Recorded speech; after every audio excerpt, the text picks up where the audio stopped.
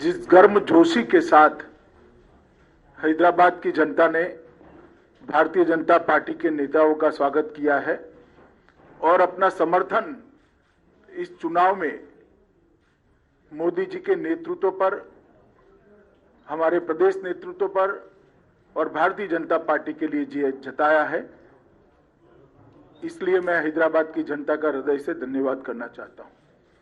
पूरे रोड पर जहां पर भी गए, 1 इंच भी जगह खाली नहीं दिखाई पड़ती थी और मुझे भरोसा है रोड शो को देखकर कि इस बार भारतीय जनता पार्टी सीट बढ़ाने के लिए, संगठन बढ़ाने के लिए नहीं लड़ रही है।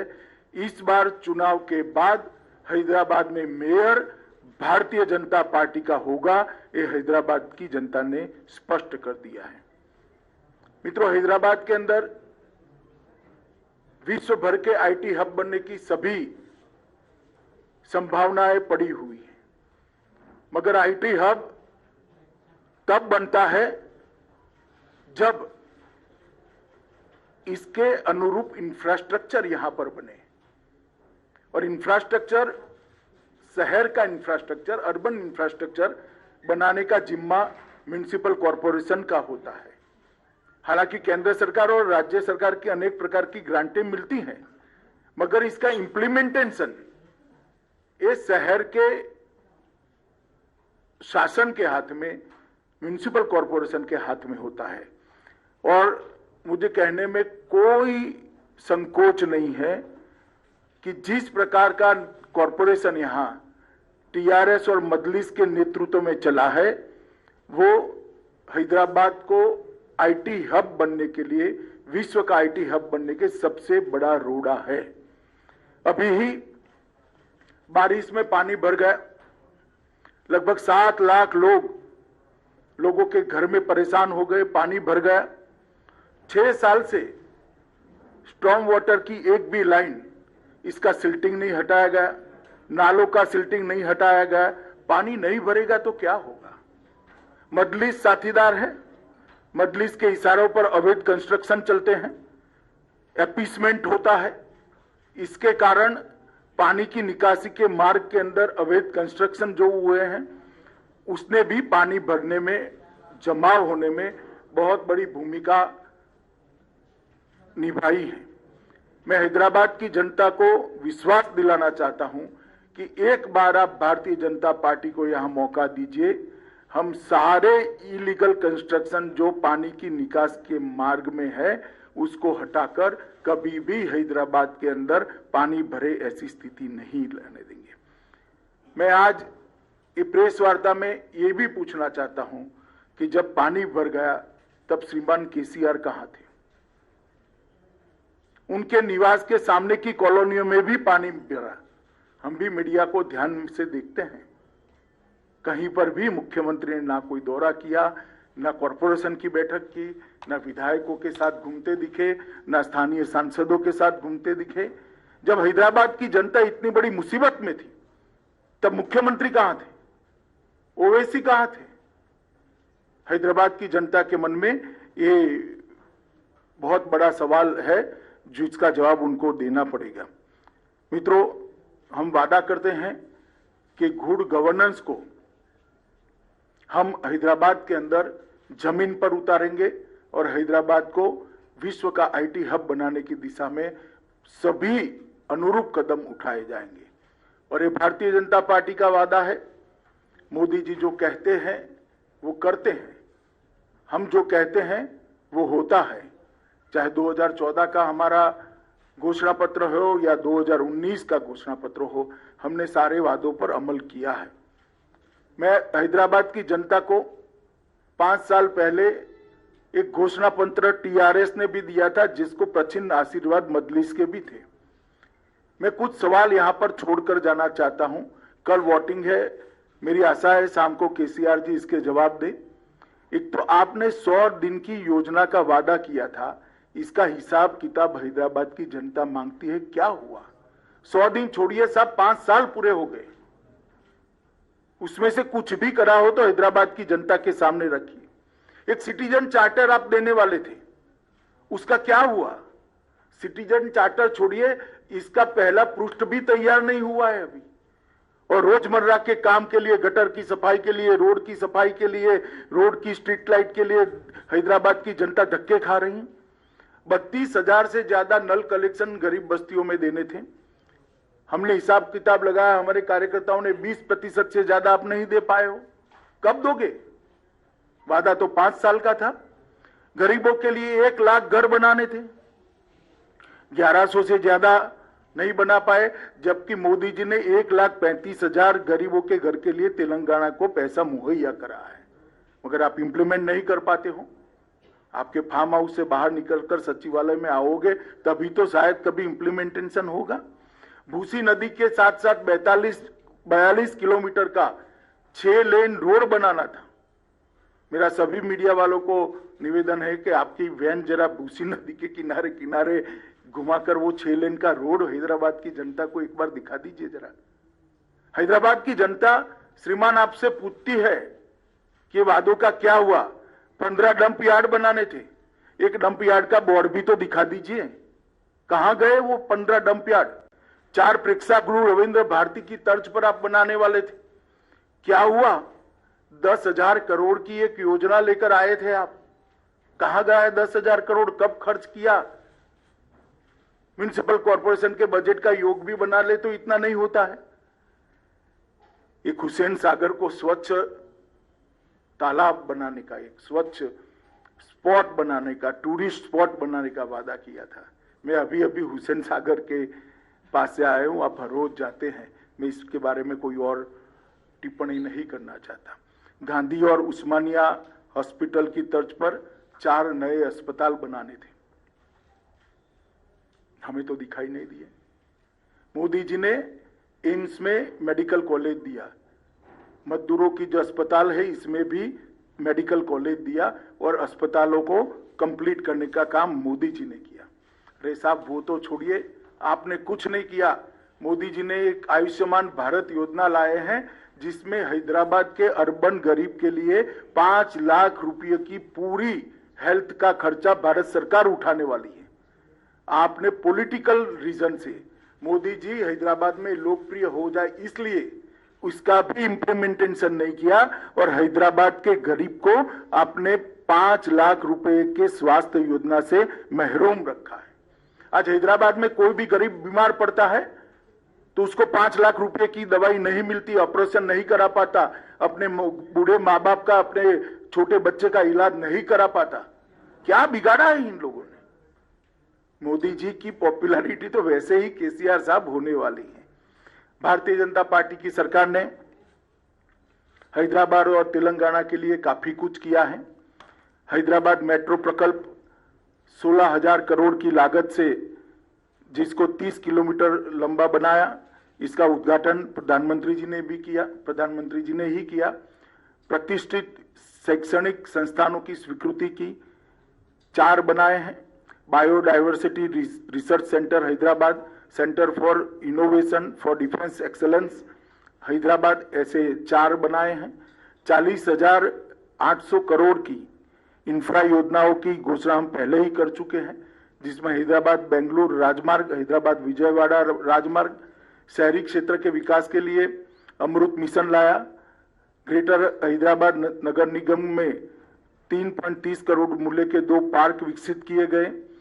GHMC की लिए क्रेडिट रेटिंग की पूरी करने के लिए हमने इनिशिएटिव लिया। सबसे बड़ी बात हैदराबाद शहर के गरीबों के लिए, अभी अभी कोरोना काल के बाद Modi ji PM street vendor योजना लेकर आए। ये पीएम स्ट्रीट वेंडर योजना गरीब रेडी वालों के लिए, और मुझे कहते हुए आनंद होता है कि सबसे ज्यादा पीएम स्ट्रीट वेंडर योजना का फायदा अगर किसी एक राज्य को मिला है तो तेलंगाना को मिला है। 3 लाख लोगों को पीएम स्ट्रीट वेंडर योजना के तहत लोन देने का काम किया गया, और सबसे ज्यादा किसी बड़े शहर में दिया गया है तो हैदराबाद को दिया गया है। 30,000 से ज्यादा पीएम स्ट्रीट वेंडर के लोन दिए गए। लगभग और 72 किलोमीटर लंबी रेल परियोजना मेट्रो की लागू हो रही है। इसके अलावे हैदराबाद के लिए पहले पासपोर्ट की बहुत बड़ी दिक्कत थी, अब पूरी व्यवस्था को प्रोफेशनलाइज कर दिया गया है और सारा काम टेक्नोलॉजी बेस कर एक अद्यतन पासपोर्ट ऑफिस यहां पर बनाने का काम किया है। और इसके साथ साथ हैदराबाद के अंदर ये आईटी का बड़ा हब है। देश भर के युवाओं के लिए मोदी जी ने ढेर सारे योजनाएं और ढेर सारे प्लेटफॉर्म उपलब्ध कराए हैं। इसका परिणाम है कि दुनिया भर में आर्थिक संकट है, मगर एफडीआई इनफ्लो सबसे ज्यादा भारत में है। एफआईआई इनफ्लो भी नवंबर में रिकॉर्ड जगह पे पहुंचा है। आईटी सेक्टर का इन्वेस्टमेंट जो हो रहा है, इसका सबसे बड़ा फायदा हैदराबाद को हो रहा है। हमने देखा है कि हैदराबाद में भारत की योजना और प्रधानमंत्री जी के सबसे संपर्क से कई बड़ी बड़ी कंपनियां आकर्षित होकर यहां पर अपना इन्वेस्टमेंट किया है और मेक इन इंडिया की चमक भी हैदराबाद के अंदर बढ़ी है। मोदी जी ने एक बहुत बड़ा रिफॉर्म किया है। अब न केवल वर्क फ्रॉम होम, इसकी जगह वर्क फ्रॉम एनीवेयर के लिए रास्ता खुला है और इसका सबसे बड़ा फायदा हैदराबाद के युवाओं को होने वाला है, जो आईटी प्रोफेशनल है उनको होने वाला है। ये मिनी भारत है। भारत भर के युवा यहां आते हैं, इनको वर्क फॉर होम की साथ साथ वर्क फ्रॉम एनीवेयर, ये योजना का सबसे बड़ा फायदा अगर किसी एक शहर के युवाओं को होना है तो वो हैदराबाद को होना है। स्टार्टअप के लिए भी बहुत ध्यान दिया गया है। ढेर सारी प्रायोरिटी में डिटेल में जाना नहीं चाहता, मगर स्टार्टअप को मोदी जी ने खुद एक थ्रस्ट देकर एक नए उद्यमियों के लिए एक बहुत बड़ा प्लेटफॉर्म तैयार किया है। इसका भी सबसे बड़ा फायदा हैदराबाद को होने वाला है। स्टार्टअप्स के लिए व्यापार में आसानी हो, इसके लिए एक नया बिजनेस फ्रेंडली इकोसिस्टम तैयार कर बहुत तेजी से इस पर आगे बढ़े हैं। ईज ऑफ डूइंग बिजनेस के अंदर भारत ने ग्लोबल रैंकिंग में बहुत बड़ी जंप लगाई है और इसके साथ साथ इनोवेशन इंडेक्स में भी हमारी रैंकिंग बहुत बेहतर हुई है। मित्रों, ये सबके कारण हैदराबाद जो मिनी भारत है, मिनी इंडिया है, इसके युवा प्रोफेशनलस को बहुत, उनके लिए एक क्षितिज बहुत बड़ी खुली है और इसका फायदा हो रहा है। मित्रों, मैं अंत में इतना ही कहना चाहता हूं कि मेरे साथ हमारे प्रदेश का नेतृत्व बैठा है। मैं आपको हैदराबाद की जनता को भरोसा दिलाना चाहता हूं कि हम हैदराबाद को नवाब निजाम कल्चर से मुक्त होकर एक मिनी इंडिया बने ऐसा शहर बनाने की दिशा में आगे बढ़ेंगे। निजाम कल्चर को त्याग कर एक आधुनिक शहर बने, इस प्रकार का हम हैदराबाद को बनाएंगे। यहाँ किसी का अपीसमेंट नहीं होगा, किसी के साथ अन्याय भी नहीं होगा। इस प्रकार की नई कार्य संस्कृति का विकास हम यहाँ पर करेंगे। हम डायनेस्टी से डेमोक्रेसी की ओर जाना चाहते हैं, चाहे ओवैसी साहब की पार्टी हो, चाहे टीआरएस की पार्टी हो। हमें तो बहुत सवाल करती हैं, मगर मैं पूछना चाहता हूं कि इतने बड़े तेलंगाना में आपके परिवार के अलावे आपको कोई नहीं मिलता है जी? आपके बाद आपका परिवार ही क्यों आता रहता है और किसी में टैलेंट ही नहीं है? हम डायनेस्टी से डेमोक्रेसी की ओर देश के लोकतंत्र को ले जाना चाहते हैं, हैदराबाद और तेलंगाना को ले जाना, भ्रष्टाचार से पारदर्शिता की ओर ले जाना चाहते हैं। भ्रष्टाचार सारी सीमाएं लांघ गया। अपने अपने रहन सहन को देख लीजिए तो आपको मालूम पड़ेगा कि किस प्रकार का भ्रष्टाचार तेलंगाना की जनता ने सहन किया है। तुष्टीकरण से हम सम विकास की ओर जाना चाहते हैं।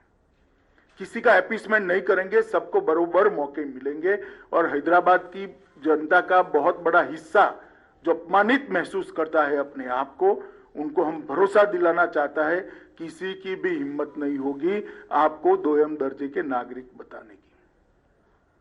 इस प्रकार का सम विकास का हम वातावरण करेंगे। बाढ़ से डूबे शहर को बाढ़ मुक्त शहर बनाना चाहते हैं। और मैं एक सवाल फिर से श्रीमान चंद्रशेखर राव जी से पूछना चाहता हूं, ये मजलिस के साथ आप जो समझौता करते हो इसमें हमें कोई आपत्ति नहीं है, कोई आपत्ति नहीं। कर सकता है लोकतंत्र में कोई भी व्यक्ति किसी के साथ भी जाता है, मगर गुप्त समझौता क्यों करते हो?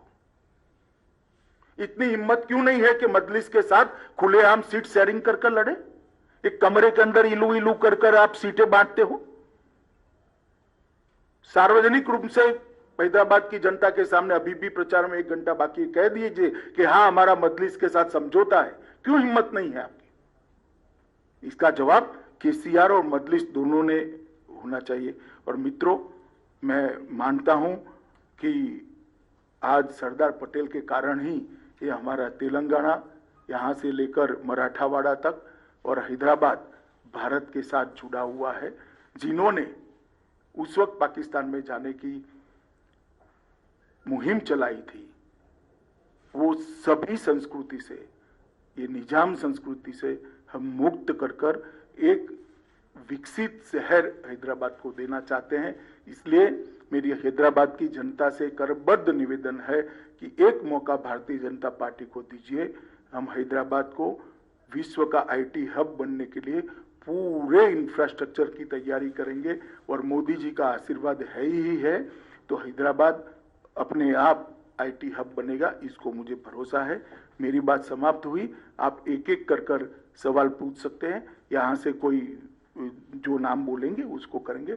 जल्दबाजी मत करिए, सब सवालों के मैं जवाब दूंगा।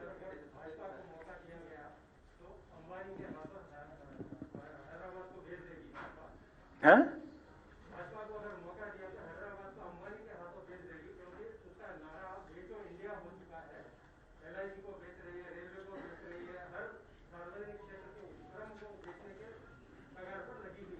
चलिए साहब, ये सबको इसका जवाब मालूम है। भारतीय जनता पार्टी कोई एक म्युनिसिपल कॉरपोरेशन में सत्ता में आने वाली पार्टी नहीं है। हमारा इस देश के 17 से ज्यादा राज्यों में शासन है, केंद्र में कई बार हम शासन में रहे हैं।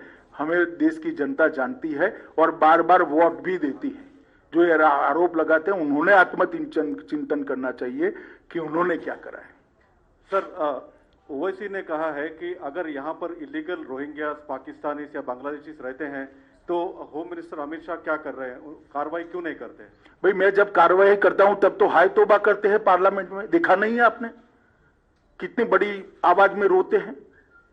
और एक बार लिख कर मुझे दे दे, बांग्लादेशी और रोहिंग्या को निकालना है, बाद में मैं करता हूं। जरा लिख कर देने के लिए बोल दीजिए उनको। सिर्फ चुनाव में बात करने से नहीं होता है, जब निकालने के लिए पार्लियामेंट में बहस होती है, कौन इनका पक्ष लेता है? देश की जनता जानती है, सबने लाइव टेलीविजन पर देखा है। भारत केसीआर सर ये कहते हैं, केसीआर चीफ मिनिस्टर ये कहते हैं कि सेंट्रल की तरफ से कोई फंड्स नहीं पहुंचे हैं स्टेट गवर्नमेंट को, जबकि जब बाढ़ आई है कहीं भी होने दो, कुछ सेंट्रल की तरफ से उनको कोई सपोर्ट नहीं मिला है।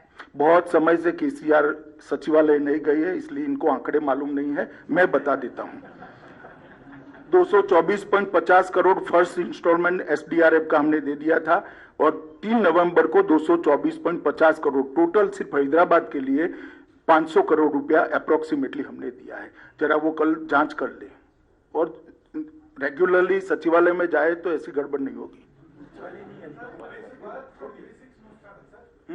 भारत 2018 असेंबली इलेक्शन में आप तो सिर्फ एक सीट जीता, लेकिन उसके बाद सिचुएशन में इंप्रूवमेंट हो गया। पार्लियामेंट इलेक्शन में 17 में 4 सीट जीता, उसके बाद दुब्बा का बाई इलेक्शन भी जीता और अभी जीएचएमसी में कंफर्टेबल पोजीशन। क्या बीजेपी हाईकमांड ये मानते हैं कि साउथ में कर्नाटक के बाद तेलंगाना पोटेंशियल स्टेट है सत्ता में आने की? नहीं, बिल्कुल। हम भारतीय जनता पार्टी आज मुख्य विपक्ष की जगह ले चुकी है और अगले चुनाव में यहां पर भारतीय जनता पार्टी की सरकार निश्चित रूप से बनने वाली है। और इसके लिए हमारा तो कार्यकर्ताओं का योगदान है, जनता का सपोर्ट है, मगर केसीआर का भी बहुत सपोर्ट है। जिस प्रकार से वो सरकार चला रहे हैं तो वो यहाँ की जनता भारतीय जनता पार्टी की ओर तेजी से बढ़े। करप्शन एलिगेशंस आप लगा रहे हैं कि उसका कालेश्वरम या मिशन वगैरह था, उसके ऊपर सेंट्रल एजेंसी से क्यों इन्वेस्टिगेशन नहीं कर पाता? चलिए, आपका सुझाव आ गया है।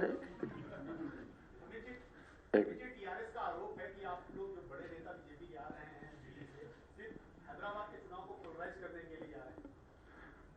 देखिए भैया, मैंने आपके 25 मिनट बात करी, पोलराइजेशन की क्या बात करी है? मैं तो कभी हिंदू मुस्लिम कुछ बोला ही नहीं, कोई बात नहीं करी। डरना नहीं चाहिए किसी से, चुनाव अपने दम पर लड़ना चाहिए, अपने कामों पर लड़ना चाहिए।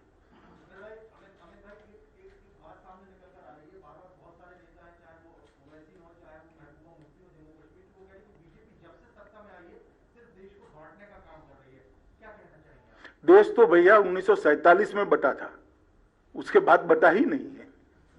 और किसने बांटा था आपको मालूम है? और बटता था तब तेलंगाना को कौन पाकिस्तान के साथ जोड़ने की बात करता था, वो भी आपको मालूम है। इसका जवाब पहले ओवैसी दे।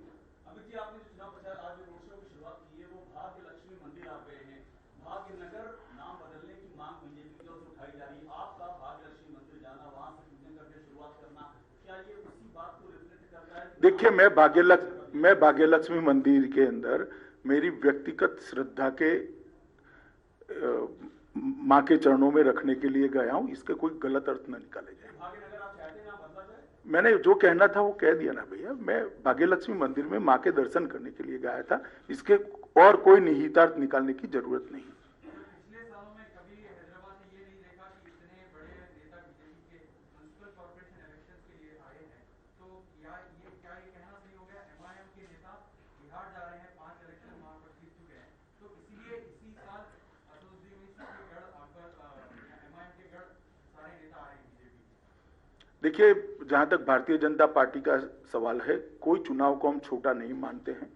कई चुनावों के अंदर हमारे राष्ट्रीय नेतृत्व ने म्युनिसिपल कॉर्पोरेशन के चुनाव में हिस्सा लिया है, और हमारे लिए जनता जहां मैंडेट देती है वहां हमारी आइडियोलॉजी का, हमारे डेवलपमेंट के एजेंडा का और मोदी जी के विजन का प्रचार करना ये हमारा अधिकार है। और हम हैदराबाद के चुनाव को छोटा नहीं मानते। जो लोग गली का चुनाव मानते हैं वो कम से कम गली साफ करना भूल गए हैं, इसलिए उनको थोड़ी प्रॉब्लम है। गली साफ कर दी होती तो इनको इतनी बड़ी प्रॉब्लम न होती। चलो बहस नहीं कर सकते भैया, आपका जवाब आ गया भैया। अब एक ही पूछो आप।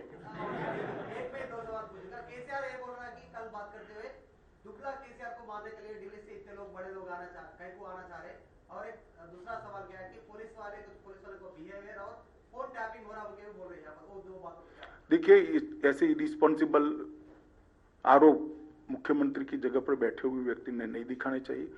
फोन टैपिंग का उनके पास कोई कॉन्क्रीट एविडेंस है तो मुझे शिकायत करनी चाहिए, हम तुरंत जांच करेंगे और सब पर कदम उठाएंगे। एक और इतने दुबले व्यक्ति को हम मारने नहीं आए। चुनाव के लिए इनकी सोच क्या है? एक दूसरे को मारना होता है क्या? क्यों मारेंगे भैया? हम आपको भगवान 100 साल का करे, हमें कोई आपत्ति नहीं, हम आपको मारने नहीं आए हैं। हम हैदराबाद की स्थिति सुधारने आए, क्योंकि आप घर के बाहर निकलते ही नहीं हो। सर, केसीआर ने ये भी कहा था कल उनके पब्लिक मीटिंग में कि कुछ डिविजिव फोर्सेस हैदराबाद में आ रहे हैं, एंटर हो रहे हैं और हैवॉक क्रिएट। वो ओवैसी जी के लिए क्या है?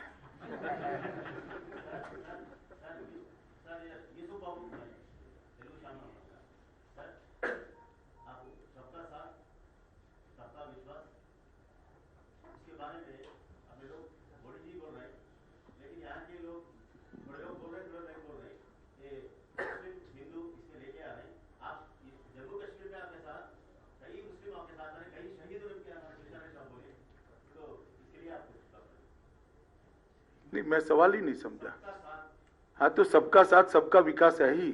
हमने गैस, सुनिए ना, हमने गैस के सिलेंडर दिए, ना हिंदू देखा ना मुसलमान, सबके यहाँ गए। शौचालय दिया, ना हिंदू देखा ना मुसलमान, सबके यहाँ गए। बिजली का कनेक्शन दिया, ना हिंदू देखा ना मुसलमान, सबके यहाँ गए। ना क्रिश्चियन देखा ना सिख देखा। तो सबका साथ सबका विकास है ही, इसमें कहाँ दुविधा है?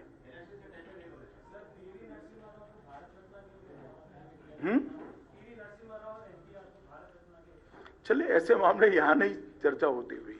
क्या आप हैदराबाद की जनता को ये आश्वासन दे सकते हैं कि अगर बीजेपी जीएचएमसी में आती है तो मोदी जी के तमाम स्कीम जो है वो इम्प्लीमेंट होंगे हैदराबाद के अंदर? 100% स्कीमें इम्प्लीमेंट होगी और जो करप्शन बंद हो जाएगा, इससे म्युनिसिपल कॉर्पोरेशन का बजट भी काफी बढ़ जाएगा काम करने के लिए। अरे यार, बाकी लोग छोड़ो, बाकी लोगों को ऐसे नहीं होता, ऐसा नहीं होता।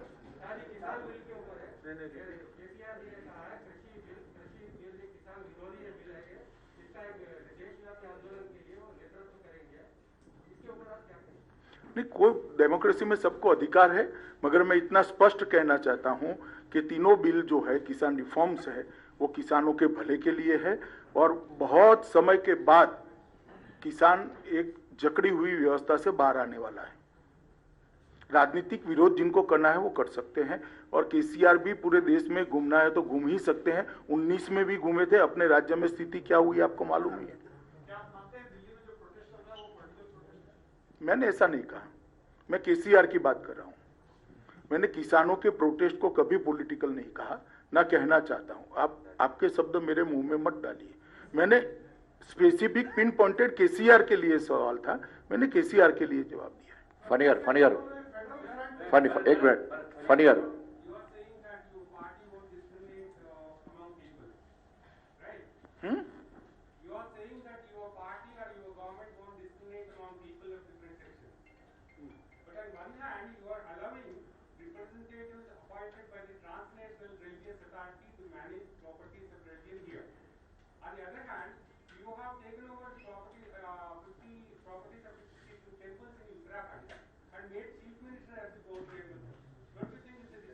नहीं, ऐसा नहीं है। ये सार्वजनिक ट्रस्ट बना है उत्तराखंड सरकार ने और इसमें अंत में तो थोड़ा स्टेबल होने के बाद जनता के प्रतिनिधि ही आने वाले हैं।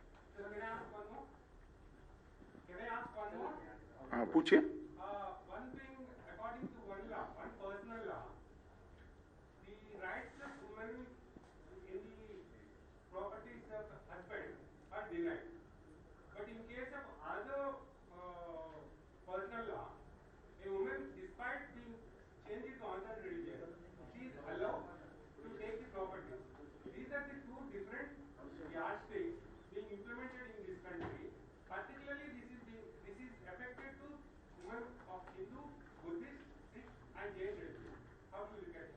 देखिए, ऐसी कोई डिस्क्रिपेंसी है तो उसको जिन्होंने कानून लाया वो जरूर देखेंगे और कोर्ट भी देखेगी। आप क्या पूछ रहे हैं? एक सेकंड भाई, एक सेकंड।